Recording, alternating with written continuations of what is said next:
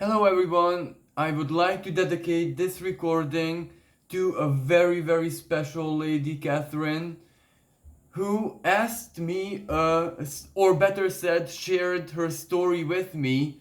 And there is a common theme that I keep hearing for some years even now from fellow mystics and fellow astrology students, let's say, because the only difference between the astrologer and the astrology student is that the astrologer works with more than one person or maybe publicly, and the astrology student just studies it and applies it to themselves. So very many times we can find that the astrology student is 10 times more skilled and knowledgeable and deeper than the astrologer themselves.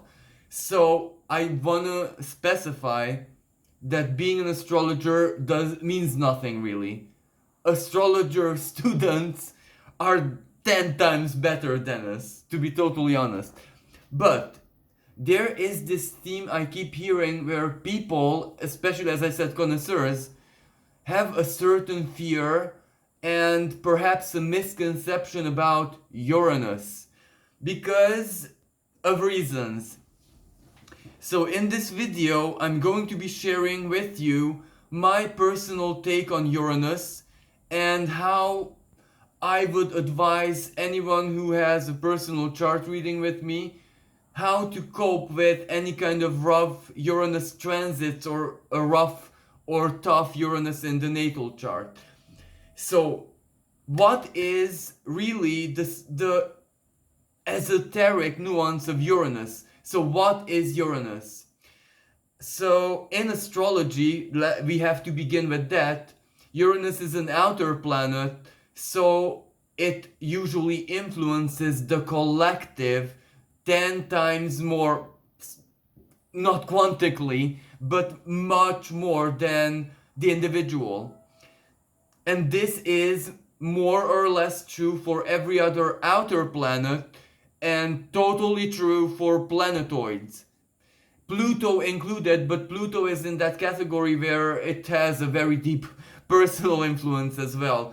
But in a personal chart, we look at the houses and not necessarily in which sign the outer planets were in, because a lot of people will have the same sign, planet in the sign.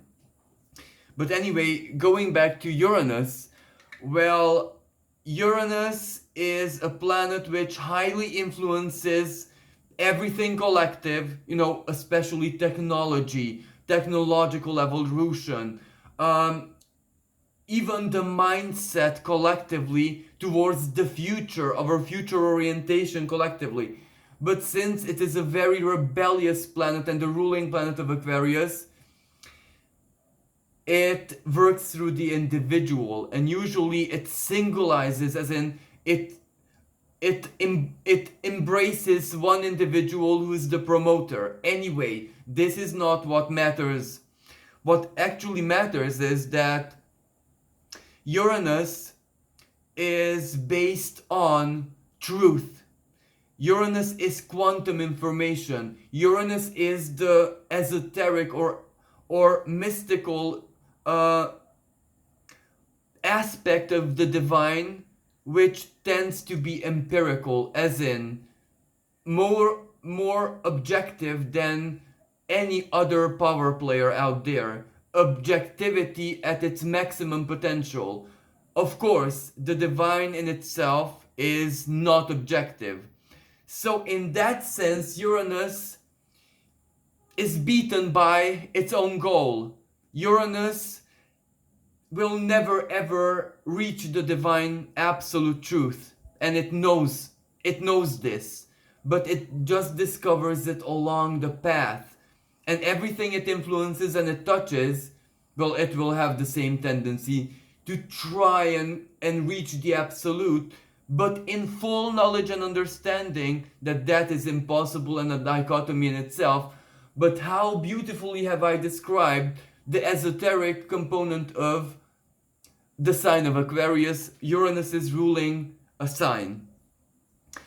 But if Uranus is the divine truth, and personally, deeply personally, in soul astrology, Uranus is the divine's, God's distinctiveness and identity gifted to you, and that needs to be discovered. Because when you're born on an earthly plane, that is blocked from us. So, this is reflected collectively as well.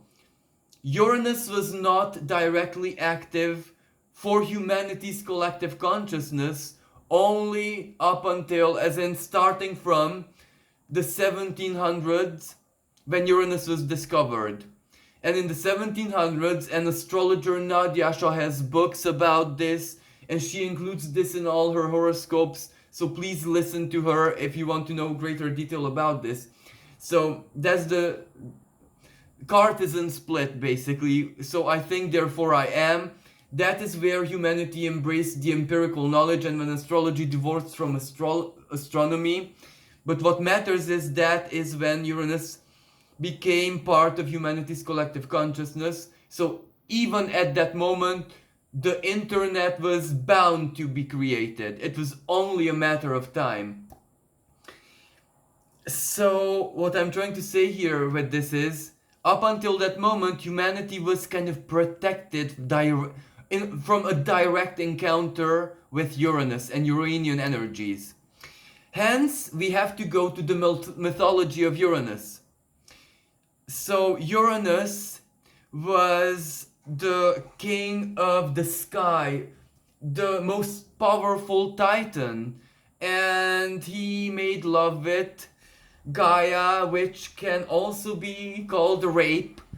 But this is the very nature of Uranus. And Uranus and Gaia had children, and the story goes on and on until Uranus was dethroned by Saturn.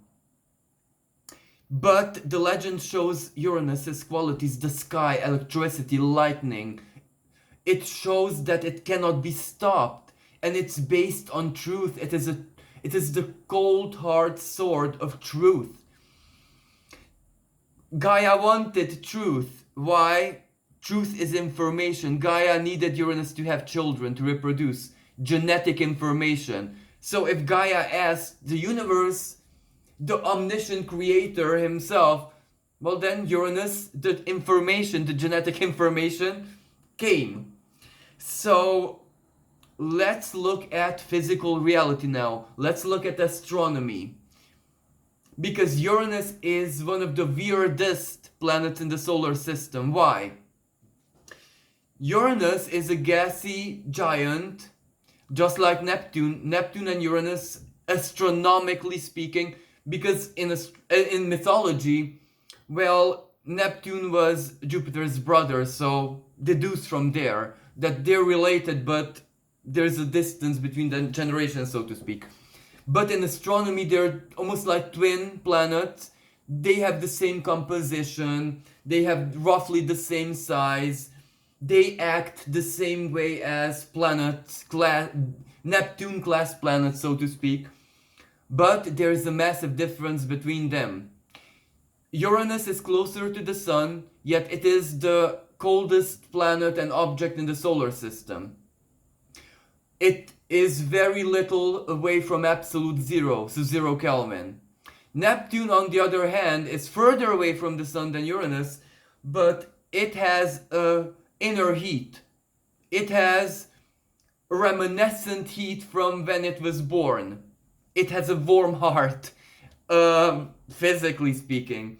Uranus lost his heart. Uranus's inner temperature went out because something happened to him. Astronomically speaking, so this is science. Uranus also is twisted because, usually this is where a planet's poles are, and this is the equator. Uranus is like this. The poles are where the equator should be. So it's tilted. Something must have happened to it, and what happened is an enigma even to astronomers and astrophysicists. But Uranus also spins the opposite way than any other planet. So it's a rebel physically as well. But astrologers in the 1700s did not know this, and it was still associated with rebellion. So it's still the spirit of Uranus playing out in physical reality. If this is Uranus, well, it's a rebel, it's weird, it's cold in physical reality. Now, why is it cold? Empirical knowledge is cold. Let's go back to the legend of Adam and Eve. They were perfect humans. They did not need empirical knowledge. Why? Because they had the ability, the pineal gland, the third eye, to converse directly with the Creator at any given moment, 24/7, if they were hooked into it. So anything they would be curious of, they knew it just like that. But in the measure that they asked, you know? They were never ever given more than they could handle. Now, they somehow opted to do their own research, to tap into empirical knowledge, as in to see the physical secrets of creation. So they invited Uranus, one way or another. So basically, Uranus is the scientific, empirical, Luciferian knowledge. It's cold, it does not have a heart, and it will never ever ever have a heart. This is why astrology has to have a heart. That is why until the 1700s, astrology was equally hard than anything else. Numbers, figures, facts, philosophies. From there onwards, astrology could not go on the Uranian path. Surprise, surprise, Uranus is the ruling planet of astrology, and Uranus himself guided astrology to be separate from the empirical knowledge, which is finite. Astrology is infinite. Astrology is divine, so it has to be infinite. And Uranus, the ruling planet, guided astrology away from it. So, you see, but this is where, remember what I said about the lovemaking with Gaia. That happened in physical reality. Now something happened to Uranus to twist it like that. So either it encountered a gas giant, Saturn, perhaps Saturn, who dethroned Uranus. And that gas giant played a very strong orbital twist on Uranus, so it destabilized its orbit.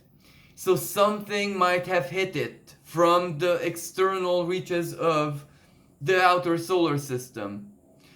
Whatever hit it, maybe it was a miniature black hole, a spontaneous black hole, no one knows. Twisted it and it shot one of his moons, Thea, Thea, I do believe, into the inner solar system. And Thea, with great speed, somehow evaded Jupiter, evaded Mars, but it didn't avoid planet Earth, so it hit Earth. Thea was just a little bit smaller than Earth. Thea was about the size of Mars. And they collided. Earth is Gaia. They collided. And the moon was born. And, you know, look back in any kind of mythology how the moon gods, moon goddesses, lunar deities were born. So so the moon was born in physical reality. And that's how the Earth-Moon orbit stabilized, etc., etc. So kind of Uranus was responsible for creating life and ensuring that Earth has oceans and stuff like that. So where I want to go with this, Uranus by its very nature, whenever it is strongly activated, it does produce shocks, it does produce discharge, It does produce calamities. It does produce explosions. It does produce accidents for impersonal charts. And sometimes accident doesn't necessarily have to mean physical, even though usually the physical is the more dramatic, because ultimately sometimes it takes life. I'm so sorry to say this, but it's unpredictable. You cannot predict. When Uranus takes life, no one knows. No astrologer on the planet will be able to predict that, because Uranus likes to keep the game that way. But where I'm going with this is, it's sad, but Uranus doesn't have a heart. Uranus serves the divine. What does Uranus do?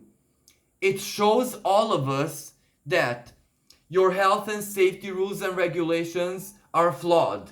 That if you keep gasoline near flame, something happens. Always when you do that. It just raises awareness. I'm so sorry to say that.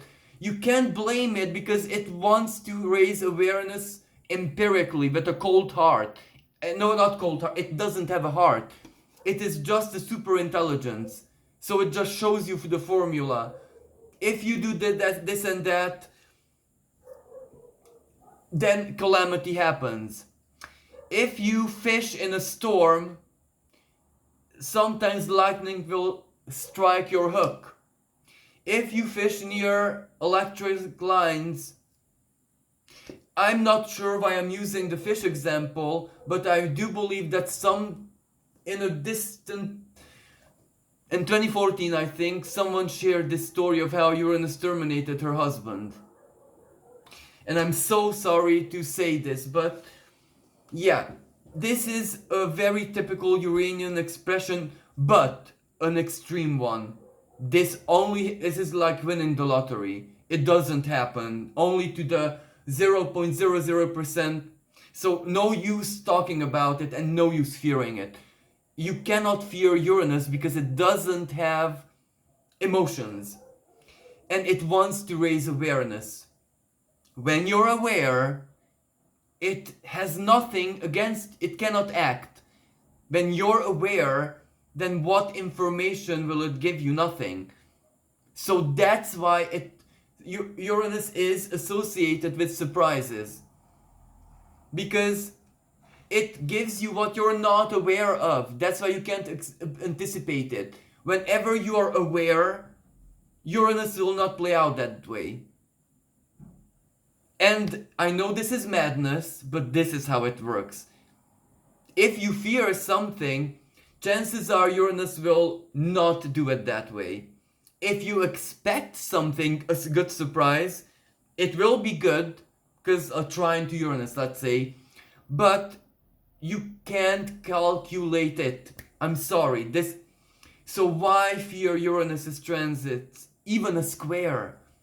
Usually Uranus is information. Usually Uranus in most people charts plays out as middle age crisis. Oh, my hair is turning gray and I'm fat and or skinny, or I'm running out of time. When will I have a sex life? I don't have the house yet, the job yet, the money yet, the career yet, and I'm nearing 45.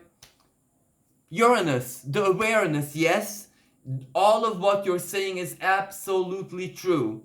You could have known this 10 years ago, but you didn't care. But it's supposed to be this way.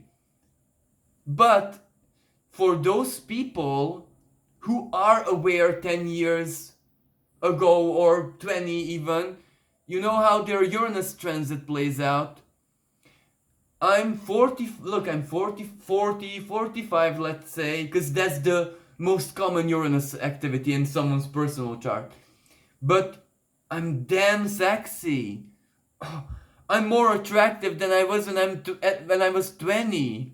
I'm crazier, wilder, better, freer, more childish, more emotional, more immature than when I was at 10.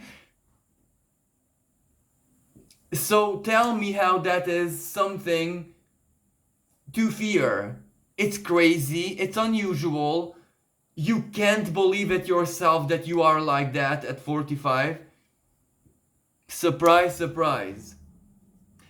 Now, Venus has a lot to do with Uranus as well, because Venus was born with Uranus's help. But that means that love has to be free. And again, Nadia Shaw's Prayer to the Skies book. Love is a bit Uranian itself. So love, the heart, took Uranus in herself. So Uranus can be what he is, because Venus does what she does best. So love is always cure to Uranus. Love it, and invite the surprise. Do not fear it. It does, yes, even if every Uranus transit in your life is doom and gloom, if you all of a sudden fall in love with Uranus, the truth of what you are, your divine identity, it stops and it becomes something divine. I guarantee you. Now let me, the lived example again. Let's say that I'm personally too young to give very valid Uranus transits, but my work, my career. So I heard the story of other people who had done their charts. So let's say that Uranus is sending you into depressive vibes because you are like this and that, you're not accomplished, or something is really bothering you. Something is making you frustrated, nervous, anxious. It is almost like every other planet in your soul, so in your chart, is giving their negative examples even though the sky is full of trines. What's going on? Astrology is broken for me personally and it works for everyone else. This is when you're not a good relation with the truth of who you are. This is when you might be blaming the divine for something it cannot be blamed. And then Uranus is showing you, people are nasty. The world is not safe. You cannot trust anyone. Sometimes you cannot even trust yourself.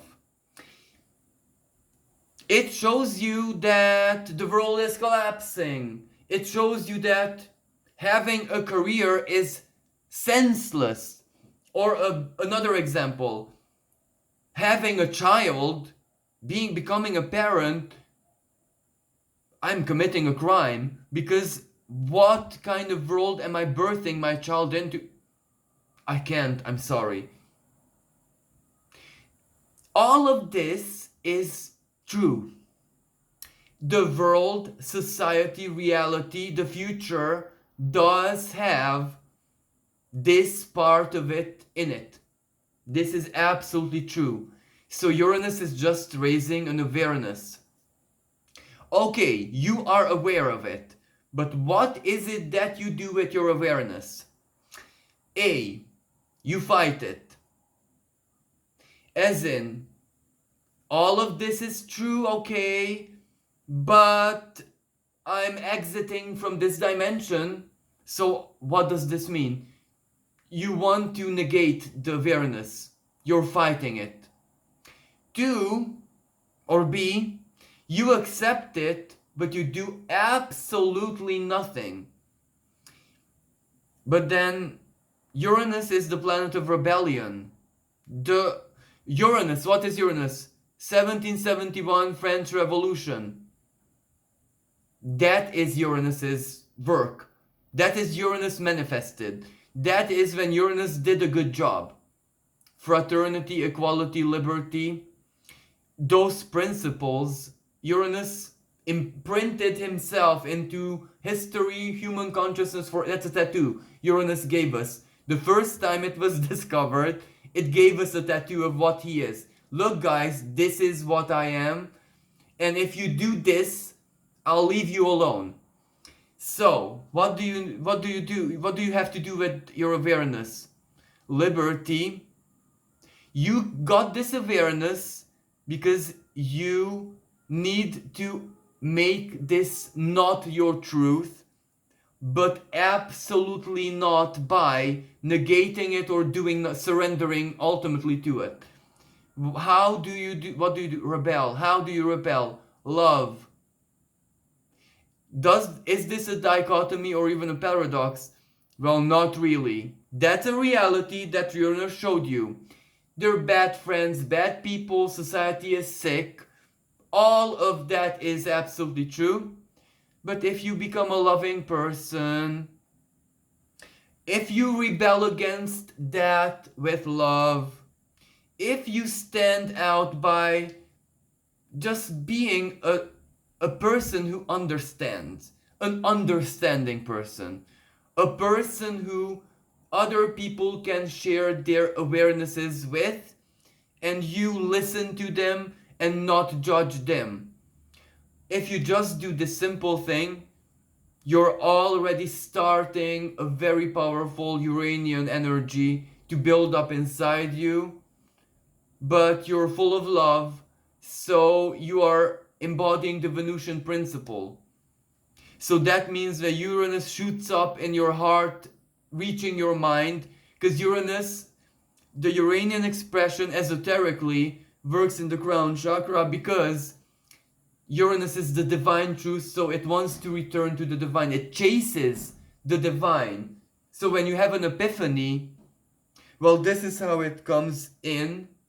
But when you want to share your epiphany with the divine, it has to shoot up. So that is your own personal eureka moment. Usually when Uranus is retrograde, not right now. But what I want to say with this is love. When the Uranian truth shoots up, and here you have a pool, a condensation of love, then love in fact infuses empirical information, and when it reaches in the ether, well, you can imagine that it's gonna be something very beautiful, like a unique creation, because that's Uranus authenticity, liberty, freedom. In it rebels like this. It gives the universe what is rebellion. The universe has a divine pattern. Uranus is the divine epitome of innovation, because the universe doesn't always want to keep its boring imprint architecture. It wants to innovate, beautify itself. So it sends Uranus to find better ways to improve. It's a paradox, it's insane, but it works for the universe. Who are we to question why and how? So this is why when you infuse it with more love than it can take, then it becomes loving information, loving empirical knowledge, loving science, the science of love, biology, or name something empirical. If you put a lot of love into it, what does it turn into? Animal books, animal documentaries, art, that's Neptune.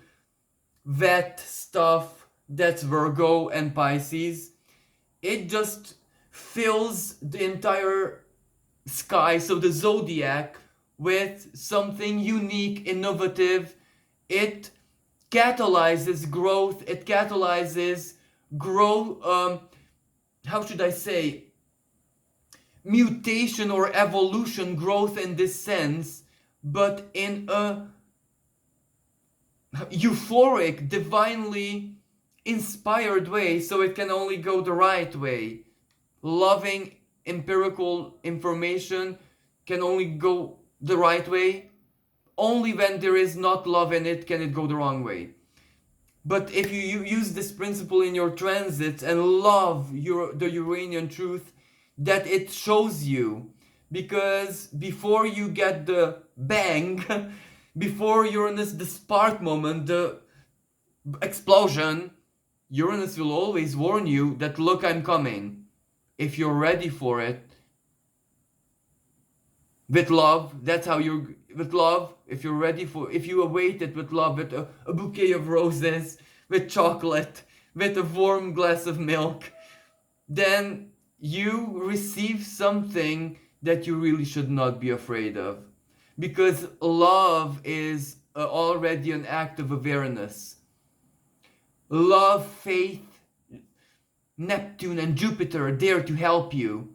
Saturn dare to help you, because the universe promised us through 10 trillion holy scriptures that if we, in a moment of great uncertainty, we surrender totally to it, it guarantees us 100% that it helps us. And no one's an exception to it.